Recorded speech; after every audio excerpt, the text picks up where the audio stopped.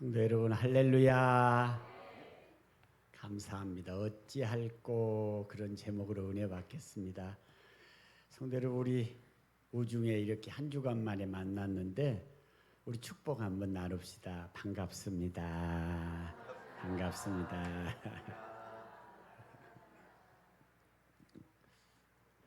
베드로 사도가 설교했더니 그 설교를 듣는 사람들이 우리가 어떻게 하면 되겠느냐, 어떻게 하면 우리의 잘못을 용서받고 구원받겠느냐, 그렇게 반문하지요. 우리가 어찌할꼬 그랬습니다. 방송부에서 누가복음 3장 한번 틀어주세요. 고맙습니다. 세례 요한이라는 훌륭한 분이 설교를 하거든요. 그 설교를 듣고 반응을 어떻게 하는가 한번 보겠습니다. 누가복음 3장 7절에서 우리가 몇 절 보겠습니다. 성도 여러분 같이 읽어주시면 좋겠어요. 시작. 요한이 세례 받으러 나오는 무리에게 이르되 독사의 자식들아, 누가 너희에게 일러 장차 올 진노를 피하라 하더냐. 그러므로 회개에 합당한 열매를 맺고 속으로 아브라함이 우리 조상이라 말하지 말라. 내가 너희에게 이르노니 하나님이 능히 이 돌들로도 아브라함의 자손이 되게 하시리라. 이미 도끼가 나무 뿌리에 놓였으니 좋은 열매 맺지 아니하는 나무마다 찍어 불에 던지리라. 그 다음 절 시작. 무리가 물어 이르되 그러면 우리가 무엇을 하리까? 우리가 어찌할꼬라는 같은 말이에요. 세례 요한이 설교가 굉장히 강하지요. 저는 40년 설교에도 한 번도 이 독사의 새끼들아 이 말 못했거든요. 그런데 세례 요한은 이 독사의 새끼들아 이렇게 아주 강한 표현을 했어요. 근데 그 설교를 듣고 반응이 뭐냐 그러면 그럼 우리가 어찌할꼬 이렇게 반응하는 거예요. 성도 여러분 한번 쫓아해 주세요. 우리가 어찌할꼬. 우리가 어떻게 하면 되겠냐. 이렇게 훌륭한 종들의 설교를 듣고 반응을 그렇게 했어요. 나는 베드로 설교만 듣고 어찌할꼬라고 한 줄 알았는데 세례 요한의 저 강력한 설교를 듣고 사람이 독사 새끼야 이렇게 말할 때 기분 좋을 사람은 없는데 그 설교를 듣고 그럼 우리가 어찌할꼬. 사도행전 16장 부장님 한 번만 더 열어주시겠어요? 자, 사도행전 6장 29절에서 16장인데 여기 십자가 빠졌네요. 자, 그래도 말씀은 맞네요. 자, 다 같이 시작. 간수가 등불을 달라고 하여 뛰어 들어가 무서워 떨며 바울과 실라 앞에 엎드리고 그들을 데리고 나가 이르되 선생들이여 내가 어떻게 하여야 구원을 얻으리까 하거늘 그랬어요. 사도 바울 위대한 설교자지 않아요? 바울이 설교 듣고 그 설교했다는 제목으로 옥에 갇혔는데 찬송하다 보니까 옥문이 열어졌어요. 근데 이런 하나님의 역사를 바울은 경험을 했더라고요. 이제 옥문이 열어졌으니까 지금까지 옥을 지키는 옥사장이 경험에는 문이 안 열려서 그렇지 열기만 하면 다 도망을 갔는데 일어나 보니 옥문이 열렸어요. 죄수가 도망가면 이 옥사장은 사형당해요. 그 얼마나 놀랬겠어요. 도망 안 가고 거기 있는 거예요. 그래 얼마나 간수장이 놀랬어요. 그 여러분 바울과 실라 앞에 말합니다. 어떻게 하면 내가 구원을 받겠느냐. 할렐루야. 어찌할 것 같은 말이었어요. 신약의 이런 위대한 설교자들의 설교를 듣고 이런 공통점이 있다는 걸 발견했어요. 우리가 어떻게 할 거나.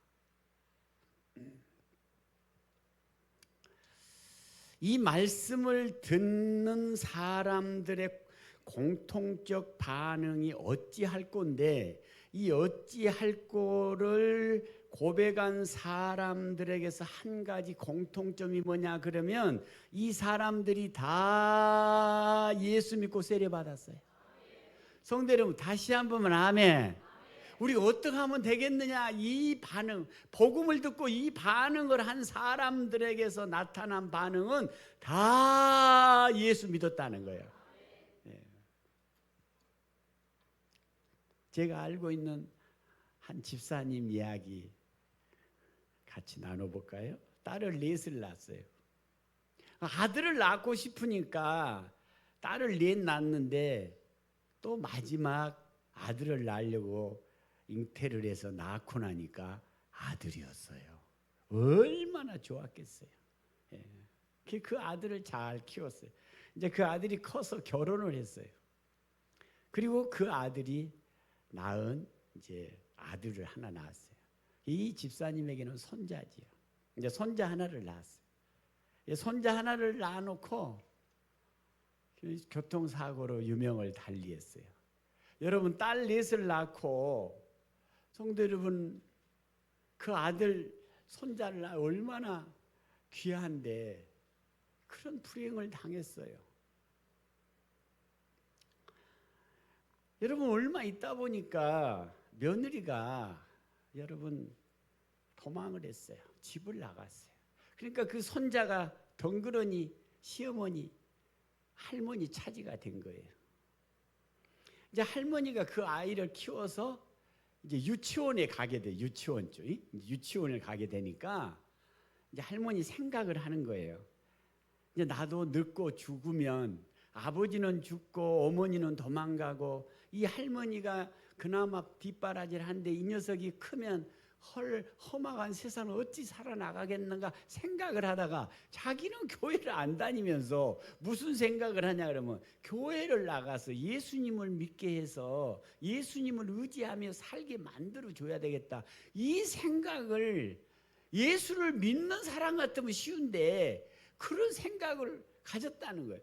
그래서 너 교회 가거라 그러니까 할머니 나 교회 안 가. 그러니까 이제 할 수 없이 그 손자를 데리고 할머니가 교회를 가는 거예요. 여러분 이해되시죠? 교회 가서 이제 누가 교회를 가자고 해서 간 게 아니야. 자기 손자 어떻게 하든지 거기 교회에 들어가서 분위기 익히고 동화될 때까지 이제 가서 내가 데려다 줘야 되겠다. 그래서 가 예배를 한 번 드려, 두 번 드려, 세 번 드려. 아멘 좀 하라는 소리잖아. 다시 해 거기 한 번 드려. 진짜 그렇게 하면 시간 안 들잖아. 성도 여러분 그러다 보니까 예수님을 모르던 이분이 예수가 왜 세상에 오셨나를 들었어. 그리고 예수가 십자가에 왜 죽었나를 들었어. 약속대로 3일 만에 부활하신 예수를 만났어요. 그분이 약속하십니다. 나를 믿는 자는 멸망치 않고 영생을 얻으리라. 이런 하나님의 말씀을 자기가 듣고 싶어서가 아니라 손자를 위해서 간 건데 예배를 드리다 보니까 듣게 된 거지요. 여러분 이분이 어느 날 성령의 도우심을 입어 앉아서 생각을 합니다. 오라, 이건 우리 손자 문제가 아니구나. 이건 우리 손자 문제가 아니라 바로 내 문제구나. 성도 여러분 다시 아멘 따라합시다. 이 문제는 내 문제구나. 이 생각이 든 거예요.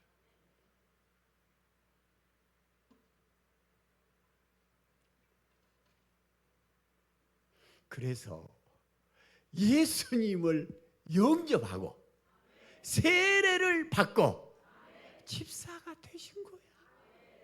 이런 분이에요. 제가 어찌할 거를 가장 쉽게 설명드린 거예요. 이게.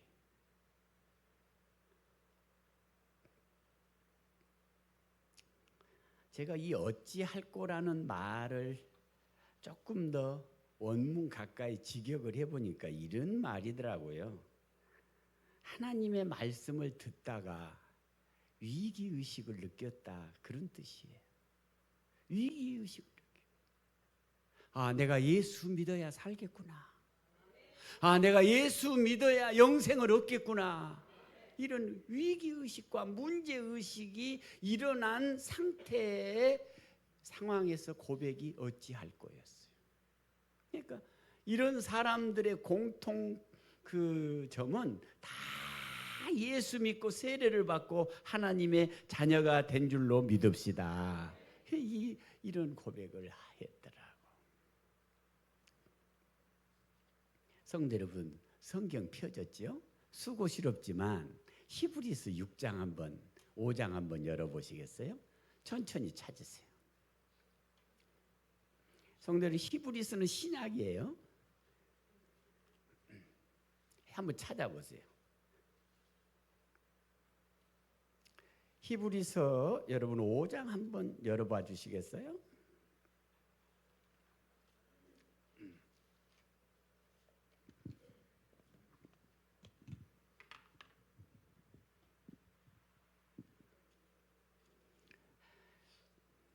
그러면 그리고 절수는 12절로 가시겠어요? 한번 찾아보세요.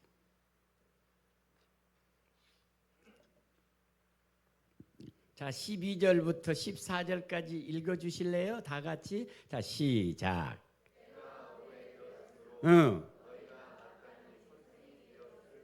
네.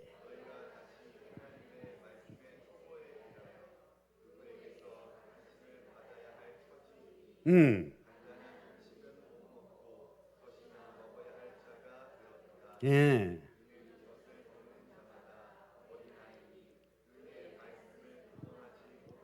예. 네. 6장 1절 2절까지 계속.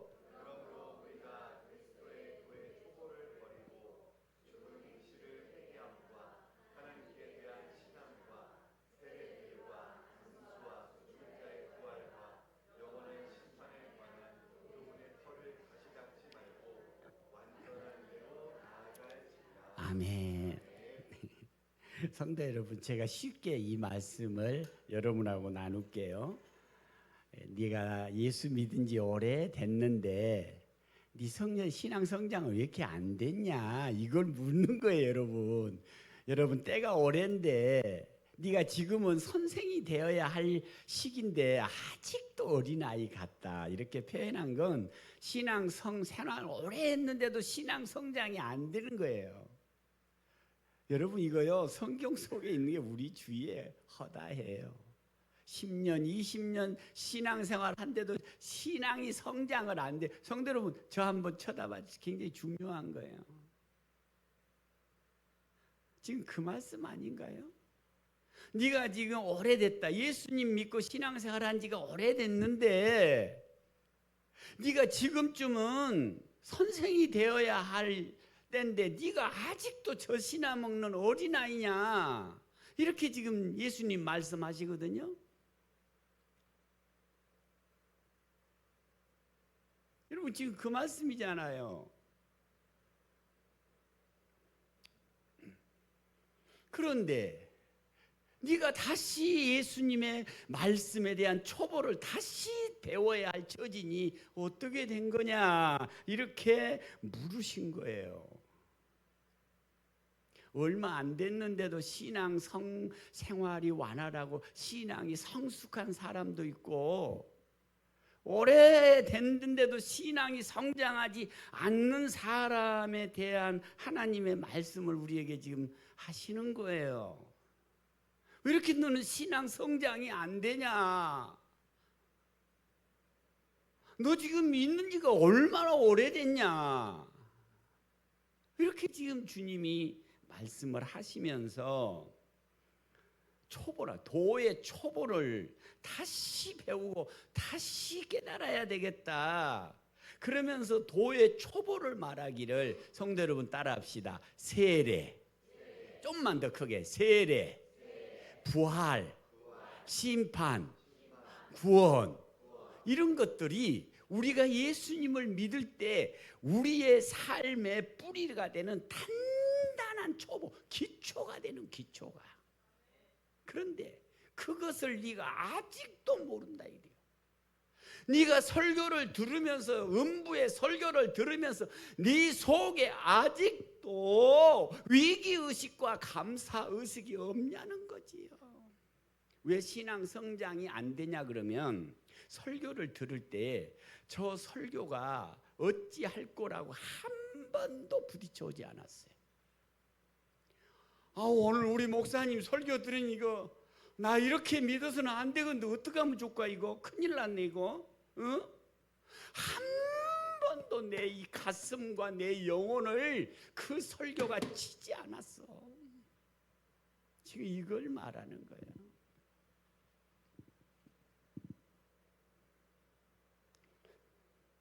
이해심도 위기심도 의식도 중요성도 느끼지 못하고 신앙생활을 하기 때문에 신앙 성장이 더디다는 거지. 여러분, 베드로가 설교하니까 우리 어찌할꼬 그래요. 우리가 예수님을 죽였다고 나는 상상도 안 했는데, 베드로 설교를 들으니까 우리가 예수를 십자가에 못 박았네.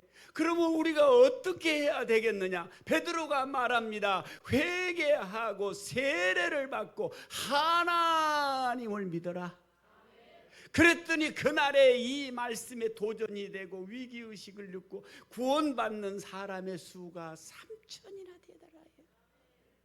그러니까 신앙 성장이 더딘 이유를 말하면서, 네가 하나님의 말씀의 초보, 도, 세례, 부활, 구원, 천국, 이런 초보들에 대한 설교를 들을 때 너를 한 번도 그 말씀이 네 자신을 치지 않았다는 거예요. 내가 이렇게 살아서 구원 못 받는구나.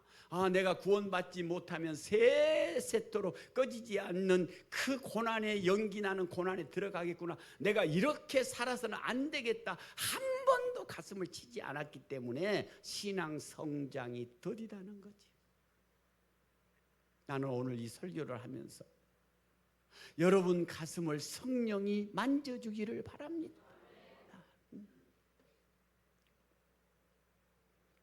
여러분, 그런 말씀 아니에요? 어찌할꼬.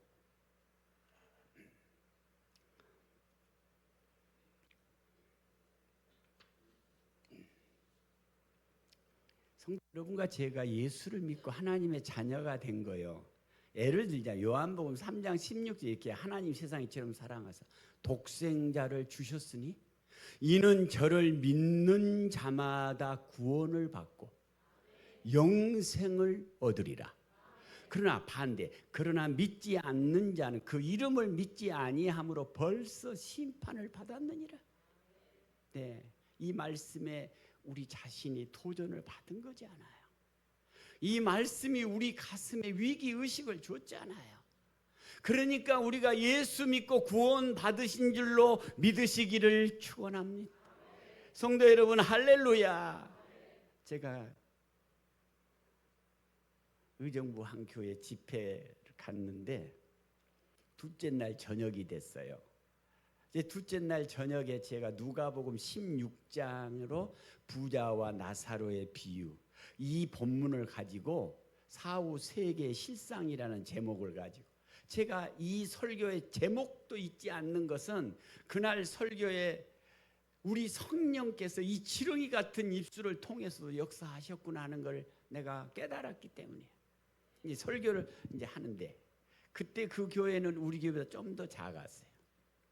근데 그 성도 부흥회를 온 성도들, 집회를 온 성도들의 아기를 얻고 예배했는데 아기가 앉으니까 보채는 거야. 응아. 그러니까 이 어머니가 얼마나 설교하는데 방해가 되니까 일어나서 앉아서 예배를 드리지 못하고 저 뒤에서 아기를 얻고 이제 서성거린 거야. 이제 왔다 갔다 아기를 등에 업고 이제. 그러니까 아기가 이제 조용해지죠. 이 설교를 듣는 거예요.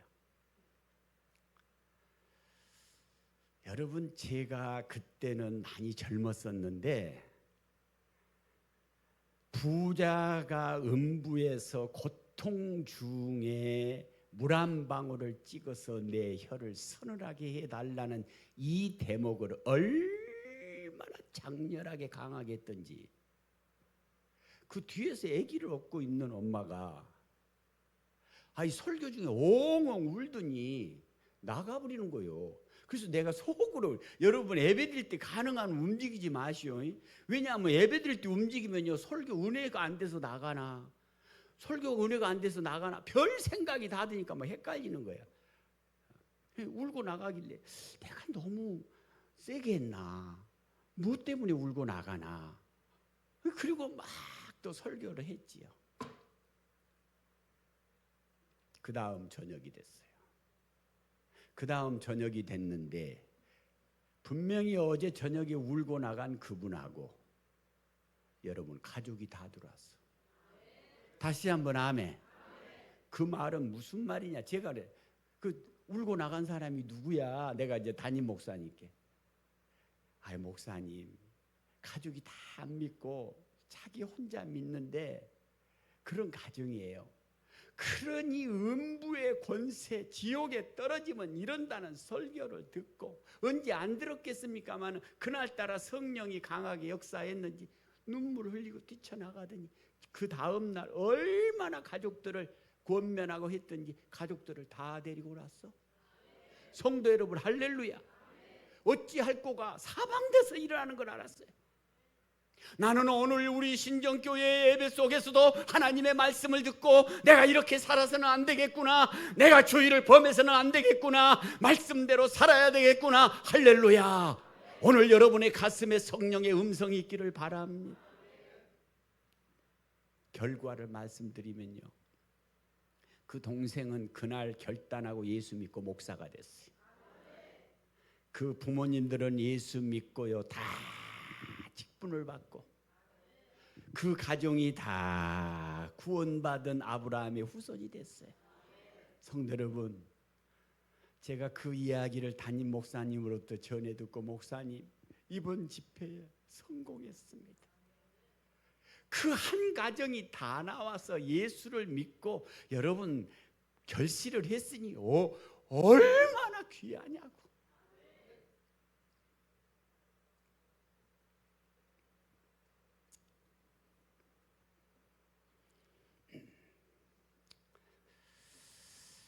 말씀을 듣고 난 후에 성도 여러분 반응이 있었어요. 사도행전 19장 9절에는 이런 말이 있어요. 그냥 찾지 마시고 적어보세요. 저 눈 맞춰주세요. 사도행전 19장 9절에 이렇게 말해요. 바울이 복음을 전하니 마음이 완악한 자들이 일어나 그 말씀을 대적하니라 그랬어요. 여러분 설교 듣고 그 설교를 대적한 사람도 있어요. 사도행전 17장 11절에 이런 말이 있습니다. 베레아 사람들은 데살로니가 사람들보다 더 신사적이어서 간절한 마음으로 말씀을 받고 간절하게 듣는 사람도 있어요. 성도 여러분, 할렐루야. 간절히 들으시기를 바랍니다. 간절히 들으. 네. 설교 듣다가 핸드폰이 보니까 카톡이 오니까 살짝 이렇게 봤어요. 카톡이 한 통이 왔어. 그 카톡이 뭔가 그랬더니 자기 애인한테, 자기야 사랑해. 그래 그 사랑한다는 그 말을 듣고 답장을 해야 되는데 설교 들을라 그거 할라 그래 딱 찍었어. 자기야 사랑해. 그래서 사자가 랑자가 잘못되어서 사망해 그러고 보내긴 보냈는데, 성도 여러분, 말씀 들을 때요 간절하게 들읍시다. 그 말씀을 간절하게 친절하게 듣는 베레아 사람들은 그 시대 신사로 살았다네요. 예. 여러분이 아무리 저를 속이려고 해도요, 저 못 속여. 뭘 못 속이냐 그러면 은혜가 받는지 안 받는지를 속일 것 같지. 우리 목사님 지금 쳐다보고 있으니까 나 은혜, 아유, 안 속아 절대로. 아이들은 행동으로 돌아다닌대. 어른들은 생각이 돌아다녀 막. 그러니까 생각이 돌아다니는 걸 내가 눈에 보인다니까. 신기하게 보여. 예.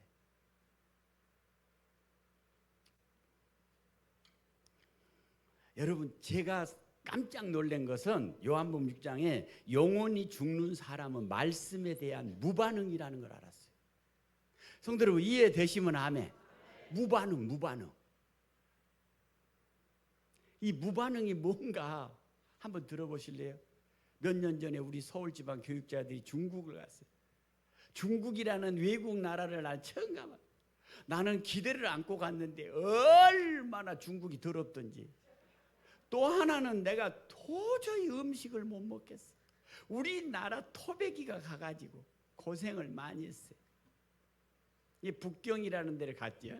이제 북경을 갔는데 그 황제들이 살았던 막 거기 이제 뭐 성이죠. 거기 이제 그 들어가서 다 공부하는데, 우리가 가서 한국말로 막 하는데, 저 우리 막 옆에 오던 그 몇 팀들이 한국말을 하는 거야. 그런데 중국에서 만나니까 너무 반가운 거요. 우와, 한국 사람이다.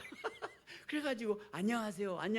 그래 인사를 했어요. 그래 이제 알고 보니까 그 주위에 몇 사람이 동네 이제 친한 친구 뭐 계모임 같은 사람들이 이렇게 와, 이제 부인도 온 사람 있고 남자들만 온 사람. 그렇게 이제 한 17이가 이제 와서 그래가지고 이제 인사했어요. 우리가 목사인 걸 모르죠. 우리도 여행 왔습니다. 그랬지. 안녕하세요. 전녕하시오. 그래가면서 이제 인사를 했어요. 그래가지고 이제 같이 다 하고 거기 아침 9시 10시인가 들어가서 그 성을 다 구경하고 나니까 점심때가 된 거야. 밥을 먹으러 가야지. 라고 이제 나왔어요. 그 사람들하고 같은 골목으로 나왔는데, 아니 세상에 나오다가 보니까 어느 음식점 앞에서 찬송가가 나오는데 우리 목사들은 전부 다 눈이 희둥거려져. 아니 이게 중국에서 웬 찬송이냐 이거야. 그러니까 목사들은 일시로 찬송을 다 부르는 거예요. 아멘 좀 해. 더더욱이나 중국에서 찬송 나오니까 너무너무 좋은 거야.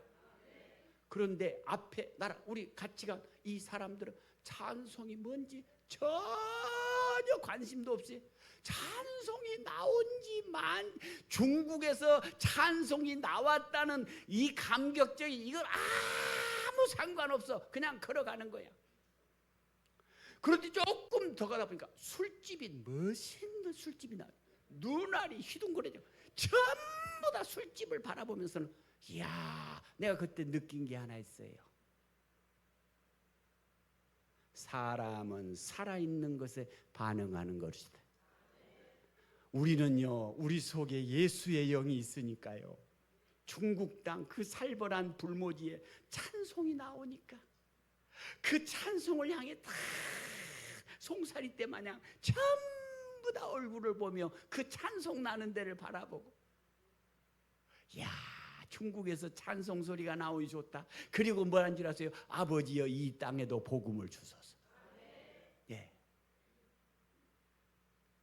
영원히 죽는 사람, 이런 사람들은요, 찬송이 나오는지 복음이 나오는지 예수가 나오는지 천국이 나오는지 영생이 나오는지 아무 관심이 없어요.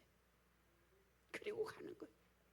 우리가 조금 전 같이 왔다, 여기 중국이라는 땅에서 참 찬송가도 나오네요. 한마디쯤 할 만한데. 아멘. 조금 더 가다 보니까 막 거기는 웬 무슨 용이 그렇게 많은지 몰라. 그 용을 막 그려놓고 술집이 막 반짝반짝하니까 남자들 둘이 가더니, 헤이 이리 와봐, 여기 참 마실만해. 여러분 눈이 번쩍. 우리는 술집이 아무리 소망이 있어요. 우리에게는 아무런 관심이 없어요. 하나님의 말씀을 듣는 사람들 중에 어떤 사람은 가슴을 치며 회개하는 사람도 있고, 어떤 사람은 그 말씀을 대적하는 사람도 있습니다. 성도 여러분, 오늘 설교 마치면서 들으십시오. 말씀에 올바로 반응하는 사람들은 다 살았어요. 하나님의 말씀이 그런가 하여 믿는 사람들은 그 시대 신사숙녀가 됐어요. 성도 여러분 어떻습니까? 오늘 이 한 말씀을 들으려고 예배가 여러분 이루어졌습니다. 이 예배가 이루어지기까지는 이 건물이 필요하고, 악기가 필요하고, 목사가 필요하고, 전도사가 필요하고, 권사가 필요하고, 내가 필요하고, 여러분이 필요합니다. 이 예배가 선포될 때에 하나님의 말씀이 선포되는 이 말씀을 오늘 여러분 영의 양식으로 받으시기 바랍니다. 이 말씀이 나를 가는 길의 빛으로 받으시기를 바랍니다. 이 말씀이 험한 세상을 가르고 나갈 검으로 받으시기를 축원합니다. 이 말씀을 믿음으로 받는 사람은 영혼이 잘됨같이 범사가 잘 되었고 강건하였고 모두 다 세례받았으며 그날에 예수 믿는 사람이 3천이나 되하고 모두가 하나님의 나라를 유업으로 받는 놀라운 축복이 이루어졌습니다. 우리 신정교회가 이 복이 임하기를 축원합니다. 할렐루야. 기도하겠습니다. 하나님 아버지, 오늘 이 말씀 들어 우리 안에 믿음이 일어나게 도와주시고, 도전이 일어나게 도와주시고, 전국의 소망이 일어나게 하옵소서. 예수 그리스도 이름으로 축복하고 기도하옵나이다. 아멘. 우리에게 말씀 주신 하나님 앞에 여러분 감사, 한 번 더 감사합시다. 할렐루야. 고맙습니다. 승리하셨습니다.